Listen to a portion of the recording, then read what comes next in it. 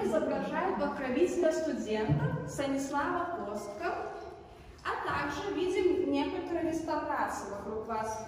Здесь было все реставрировано. После уничтожения ордена иезуитов помещение, как я говорила, было поделено на 2 этажа. То есть во втором низшем этаже была кафедра физики, факультет физики, а вот здесь рисовальная студия кафедры искусства, живописи.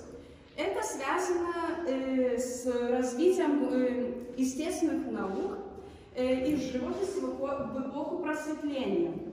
Наука помогала познать мир, в котором мы живем, а также применить свои знания на практике.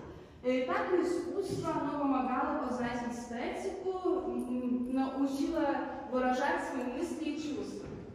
Процветание искусства и естественных наук затмили гуманитарные науки, которым очень славился иезуитский Вильнюсский университет.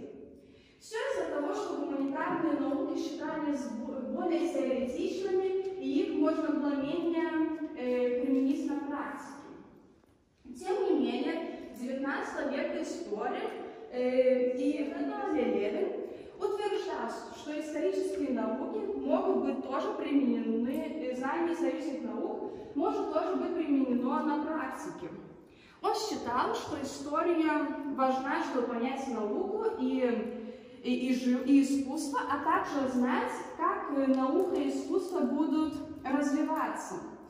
Также история побуждает людей действовать и обдумывать свои действия. Левин не только был хорошим историком, но и художником талантливым. Он пририсовывал карты, которые были слишком дороги, чтобы их купить, которые он не мог купить за свои средства. Все деньги он тратил, кстати, на книги, на карты, на атласы. Потому неудивительно, что его коллекция числит 400 атласов и 5000 книг. Свои богатства он по завещанию передал библиотеке. Некоторые из них хранятся здесь. Так вот, можете посмотреть, здесь есть его карты. Правда, здесь, я не знаю, свет не работает, не знаю, почему не включается. Я думаю, можете разглядеть.